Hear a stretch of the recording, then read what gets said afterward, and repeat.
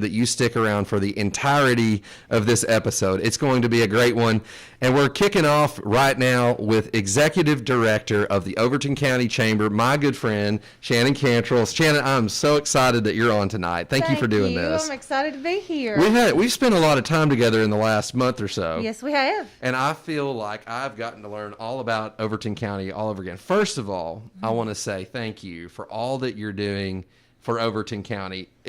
Folks, I get to work in Overton County every single day, and I have seen such momentum and energy since you have come on, and so just thank you for your hard work. I appreciate you saying that. Well, I know the people of Overton County certainly appreciate you, and the businesses there certainly appreciate you. I've talked to a lot of small business owners about just the excitement that the chamber is bringing to their small businesses. And Livingston's got some stuff going on in Overton County. We do. Yeah? We really do, and we're all excited about it. Yeah, so if you haven't driven up to Livingston lately, I should say, not down, but up to Livingston, you've got to go to Livingston. You need to plan a trip because Livingston and Overton County have so much to offer, especially right now during the holiday season. Absolutely. So, Shannon, tell us all about, every single year, Overton County does Christmas big.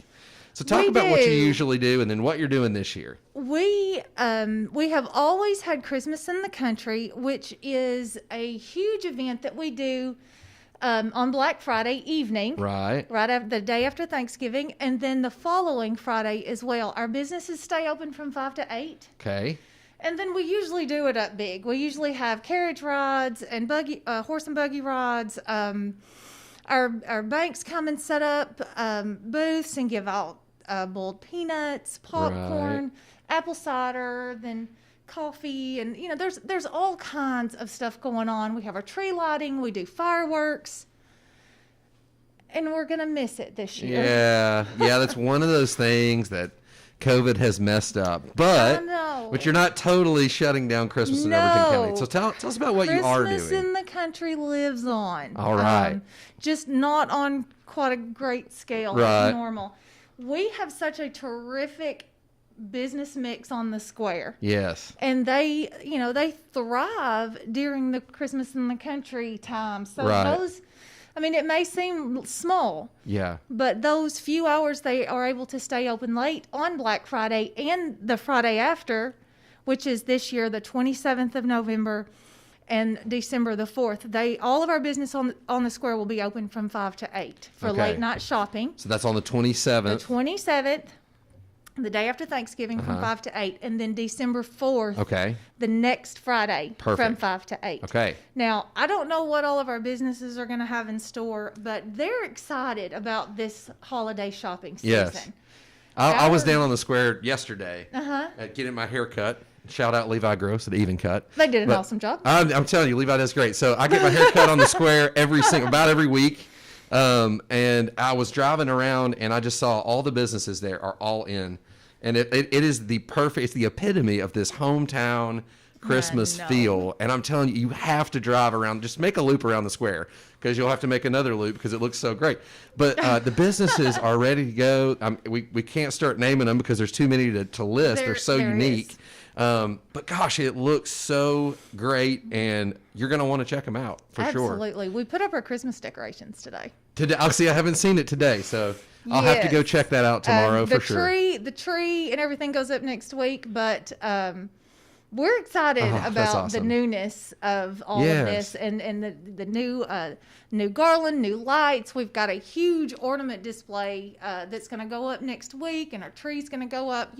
Even though we're not going to have all of the extra. Yeah. Christmas is still Christmas. That's right. And you're going to still do it big. We're going to do it as big as we can. Yeah. Well, I love the fact that you guys have decided just to have as much fun as you possibly can. That's all we can do. That's what it's about right now, folks, right? We're trying to make the most of Christmas, make the most of Thanksgiving. We've tried to make the most of everything. Yeah, and still remain safe. With that said, there's a really exciting, I kind of want to pivot to not just Christmas time or Black Friday or the events that normally occur during Christmas, but Overton County, there's a momentum and an excitement going on, especially in the small business community. During COVID, there has definitely been a push towards small businesses. Yes, there has been. You've seen that all across the Upper Cumberland and every community. And, man, you're really seeing it happen in Overton County. And Overton County has just, you guys at the Chamber have just launched an incredible exposure campaign to just let people know what's going on in Overton County. It's called Shop, Eat, and Play Safe, and there's a lot of information that's about to roll out about that. You're going to see a lot of that information here on WCTE, on our website, on our social media accounts. And thank y'all so much for that. Absolutely. We love partnering with the Upper Cumberland to get the word out about what is going on. Right. And so talk to us about this campaign. Talk to us about how you're communicating what Overton County is doing. So many different ways right now. And I'm thankful, and I have to say this, but I'm very thankful to the Tennessee Department of Tourism because without them, this marketing message would not have happened for us. We were able to receive a grant through the Department of Tourism. Right. And it had to be used for marketing purposes, and it had to have a COVID message. So what better way to promote your downtown than to just promote traveling safe, shopping safe. I mean, I feel like there's going to be an influx of people maybe turning to these rural towns rather than maybe going to Nashville and things like that for shopping this year. So, okay, promote what we have. Right. And promote what we're trying to do to be safe about it. Absolutely. So we want people to come to Livingston. We want people to see and love what we see and love every day. Right. The WCTE's reach is at least the Upper Cumberland, and our reach extends farther than that. And folks, if you are in one of the counties that is not that close to Overton County necessarily in the Upper Cumberland, I'm telling you, it is the perfect day trip for you to make. You can hop in the car, you can come to Overton County, and I promise you'll find something amazing to eat. Yes. I can attest to that. I get to eat there every day. Yes. You'll find something amazing to eat. You'll find something amazing to do. And you're going to find some great shopping there as well. So there are so many different ways to enjoy Overton County and all it has to offer. Janet, I don't think a lot of people realize what all there is to do in Overton County. There's so much. And obviously during the summer, there's the lake and all that. But what else? What are some other hot spots people need to check out if they're making a day trip really quickly? And that is exactly one of the things that we are trying to do in Livingston is just promote Livingston as a day trip destination or even a weekend trip destination. We've got some great lodging opportunities that are listed on the Airbnb site where you can go and stay for the whole weekend. The Airbnbs there are incredible. They're really, incredible. Really are. Yeah. And we've got some great restaurants that you just don't want to miss out on. And that's why you need to just come stay the weekend because you need to try them all. Absolutely. Got to try them all. Yes. Our downtown square is great. Yes. I mean, we've got such a wonderful retail mix on the square. I mean, you can make an entire day of just the square. Central Park is great for the kids. Right. Oh, it's incredible. We've got a museum downtown that's awesome. Yes. There's so much to do in Overton County. There's absolutely no way we could cover it all, and we're out of time tonight. But I want to tell you, you've got to go check out Overton County. What is your website address, Shannon? Check us out on Facebook. That's the best place to do it. Okay. Yes, There's a new website coming. I know that. Discover Livingston TN on Facebook. We're also on Instagram at Discover Livingston TN as well. All right. So check those places out. New website coming soon. That's right. You're going to want to check out the new website when it comes out. Thank you so much, Shannon, for being on the show. Thank you for having me. We love you, Zach. and we're so thankful for you and our partnership, and we're excited to see what all happens in Overton County. Thank you. Hello, I'm Phil Oldham, president of Tennessee Tech University, and I'm joined by Dr. Amberine Siraj and Andy Brown to talk about cybersecurity and how we produce a lot of wonderful young professionals to go into the field. Tomorrow morning, farmers all across America will wake up long before the sun rises and go outside and work. Join WCTE PBS in partnership with UT Extension Upper Cumberland County offices and Cookeville Creative on Tuesday, November 24 to watch Farmers for America starting at 7 p.m. with a town hall immediately following at 8 p.m. on WCTE PBS and streamed live on WCTE.org. Local farmers will provide perspectives pertaining to Upper Cumberland agriculture. Tomorrow morning. We've got some incredible content coming up on WCTE over the next little bit. You want to make sure you check out our website, WCTE.org, for a programming directory and to check out everything that's going on. We've definitely got some great content with Farmers for America, and also, now that's a good question, with Dr. Phil Oldham. I'm now joined by Mr. Tony Stone. Tony, welcome. Well, thank you very much. Tony is a hometown guy here in Cookeville. And Tony, tell us about yourself, and then we'll talk about what it is that you're doing, with what the projects you have going on are. I'm from Cookeville. I teach here at the high school. I teach biology, and we're starting we started about a year ago, our group UC SORBA, Upper Cumberland Southern Off-Road Bicycling Association. Okay. And we build trails for mountain bikes. Awesome. And part of that trail building is promoting membership to our SORBA group, and of course also getting out and building the trails themselves and raising money to get equipment and tools and build Great. more trails. Beautiful. So I wasn't surprised. We were talking earlier, and I was trying to learn a little bit more about SORBA. So tell us about SORBA, and then tell us about how the Upper Cumberland interacts with this organization and kind of the response that you've seen. Okay, well, SORBA is a Southern Off-Road Bicycling Association is I guess maybe you might want to say just a branch of IMBA, which is International Mountain Biking Association. Okay. And SORBA covers the southern United States. And we started our group a little over a year ago. Right. And us being a rural area and a suburban area, we actually have quite a large group, and we're just trying to grow it every day by increasing our membership and making more trails and more places to go have fun on a bicycle. Right. I know there are quite a few destinations that already exist in the Upper Cumberland for mountain biking and trails, good trails. And then obviously you guys are doing the work to see more of that come to the Upper Cumberland. Talk about some of the trails that do exist. Okay, well, we built that trail at Cane Creek several years ago. I guess we've had it probably 2 years, and we really appreciate Cookeville. The Parks Department's been great with working with us and letting us have an area there, Right. and they're really excited about us expanding that trail. So we have 2 miles there and plans to expand there, and then we've been building at Meadow Creek Park, and we Right. have 2 miles completed there, and that's going to be a really, really fantastic place. I think our goal is to have somewhere around 14 miles of trails Wow. available for the town of Monterey, which Wow. will hopefully be a big boon to them. Right. So Meadow Creek Park is in Monterey, Tennessee. It's about 5 miles from my house, and that is another incredible place in the Upper Cumberland that is probably a hidden gem still. It's relatively new, and not a lot of people know about it. So tell us about Meadow Creek and kind of what the trail's going to be like, and talk a little bit more about that. Well, as far as Meadow Creek knows, I don't know a whole lot about the history, but a while back, Monterey adopted that as a city park. Right. And they've been just so great to work with us and allow us to build the trails up there.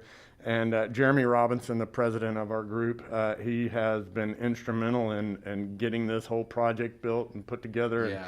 And getting tools in people's hands and organizing the volunteering and all that.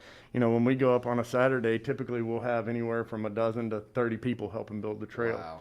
So we've made quite a bit of progress over the last year, and we're really looking forward to a lot more progress. I see it Right. happening faster and faster every time we go out there. Right. I wasn't aware that Jeremy was your president. He's one of these guys that I've definitely seen over the last few years make things happen.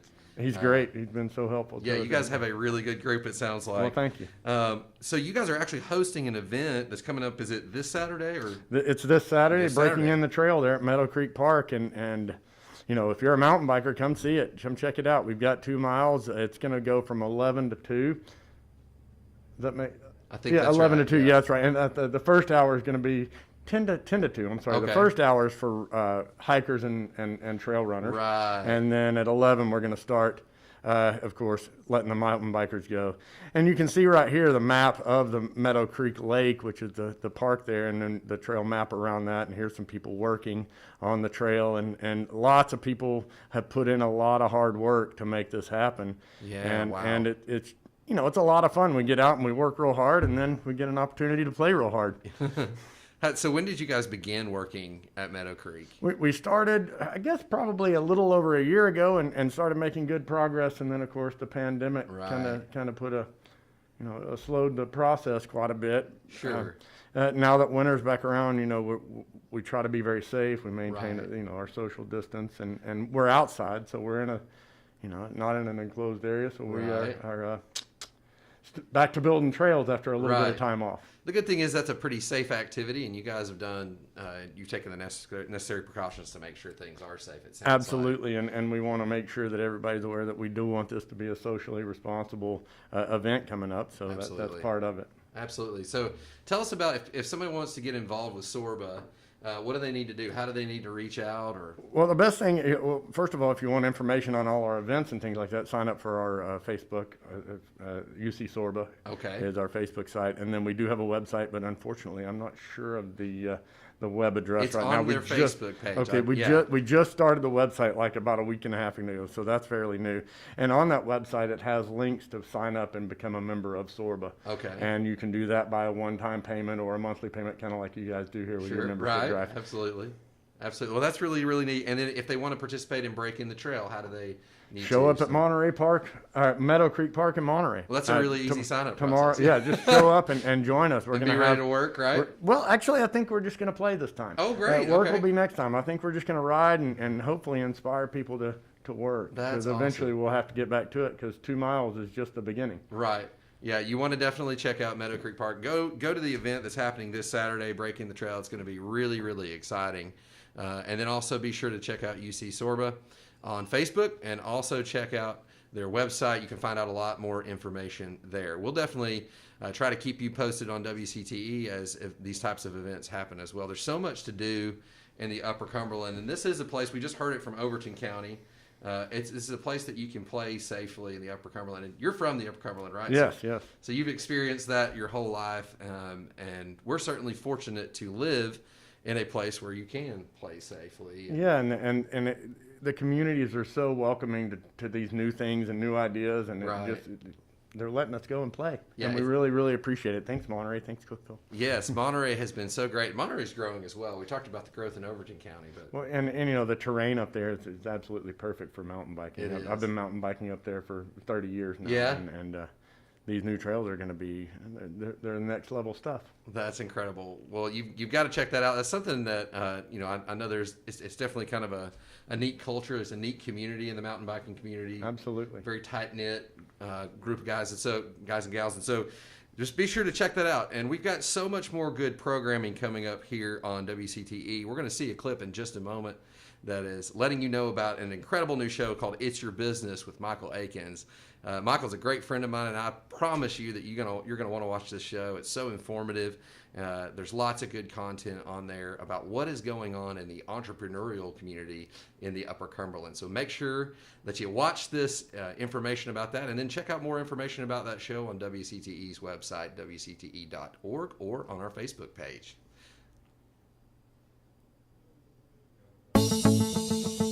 Come along as we embark on a new series with Michael Akins, telling the stories of the change makers in our community through their voices. Hear advice from local business owners and regional celebrities to help our community achieve new heights. Together, it's Your Business with Michael Akins.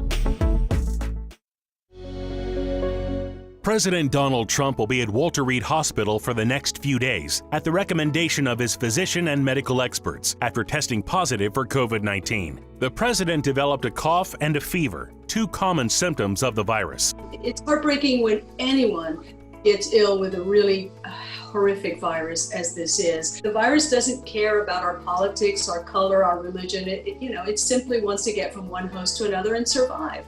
The absolute best method we have today to prevent transmission is the proper use of facial coverings, clean hands, and a 6-foot distance between us. Those fundamental things really are a huge way to reduce transmission. If someone does contract COVID-19 and has been practicing safety precautions, including wearing a mask, experts say they're much less likely to end up severely ill.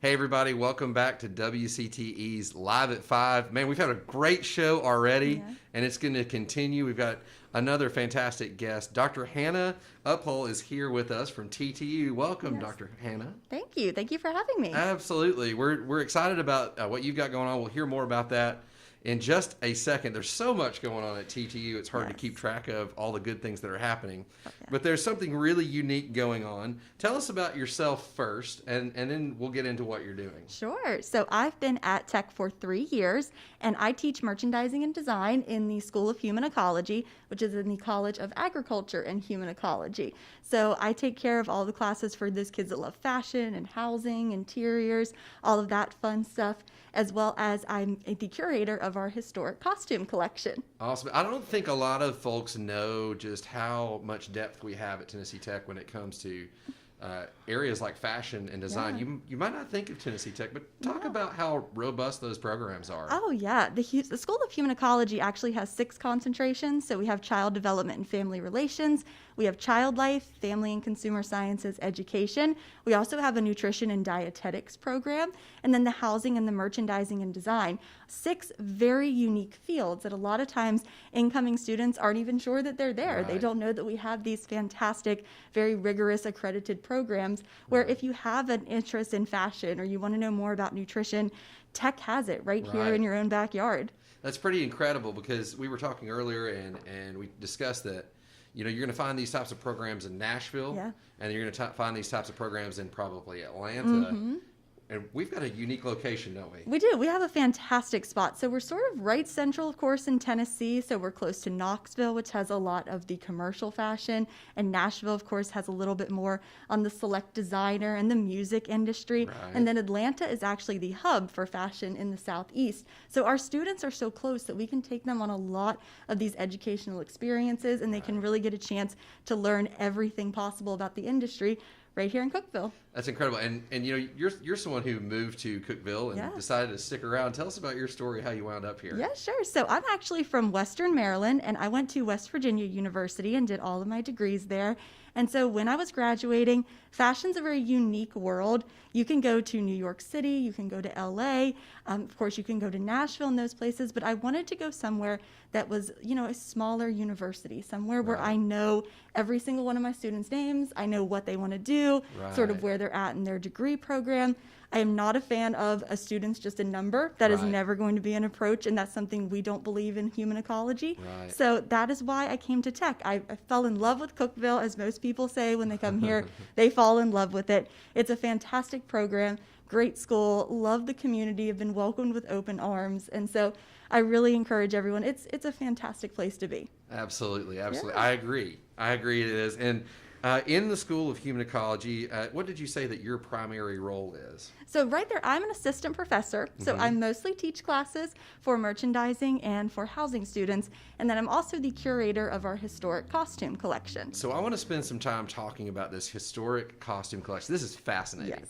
I did not know that this existed before I met Dr. Upole, and so I learned a little bit more about it. I know there's so much more to learn, but can you give us an idea of this program and what's going on? This is really neat, folks. Sure. So in the School of Human Ecology in Oakley Hall, we have an actual collection. It is its own special room. It's temperature controlled, humidity controlled, and it has over 1,500 pieces, historic garments, there's Wow. accessories, there's textiles, and it all is dating from the mid-1800s to some Wow. more current items as well. And it is a learning resource. So it is there for students, members of the community, anybody to come in and learn more about. There's some regional dress, some really unique items here that are Right. unique to the Upper Cumberland. More couture designers. We have things from Dior and Givenchy and Wow. Oscar de la Renta. And then my personal favorite is all of the handcrafted garments, the things Right. that, we have some gowns in there that students were making at Tech in the 1950s in the fashion Whoa. program. Students can go in and they can explore and they can look and see how construction has changed over time. So it's a Wow. fantastic resource. And where did you say that was? It's in Oakley Hall, In where Oakley Human Hall, Ecology okay. is located. Yeah. Right.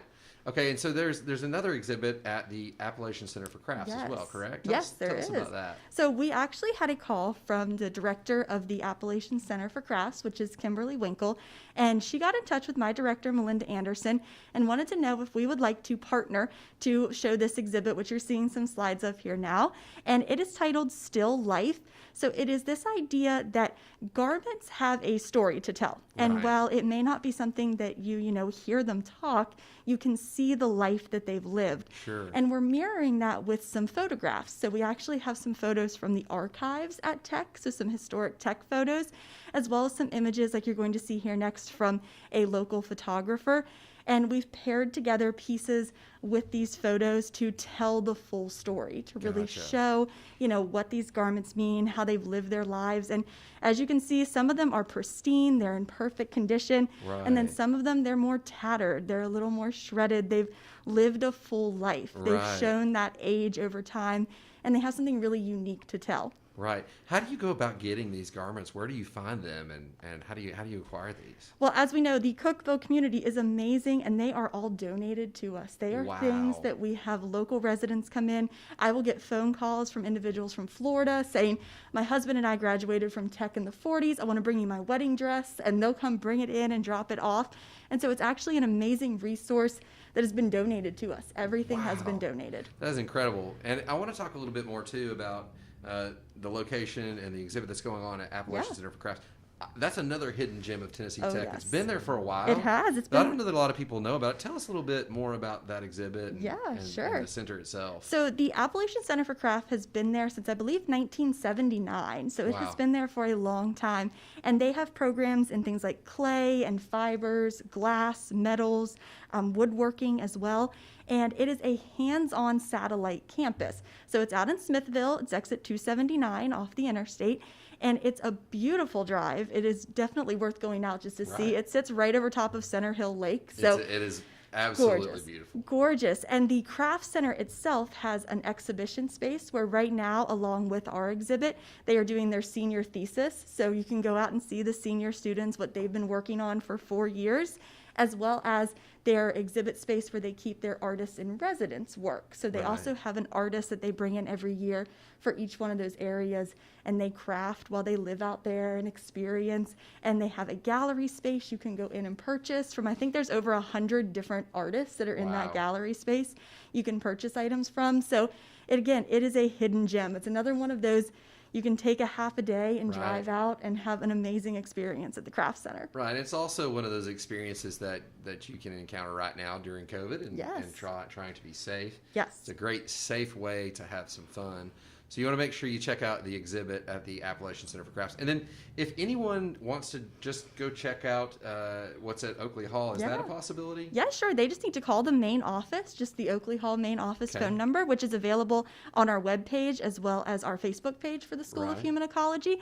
They can get you in touch with me, and then we can schedule a time that you can come in and look. That is wonderful. We're so excited about all that is going on at Tennessee Tech. I know I learned so much tonight from you. Thank you for being on the show. Well, thank you so much. Thank you for being an educator and investing in the next generation. We so appreciate that. Oh, thank you. I love it. It's my favorite thing to do. We love our partners at Tennessee Tech, and there's a lot more going on. You can find out a lot more at Tech's website, and then you can find out more about what's going on here at WCTE at our website, wcte.org. You can also check us out on Facebook. There is so much coming up over the holiday season here at WCTE.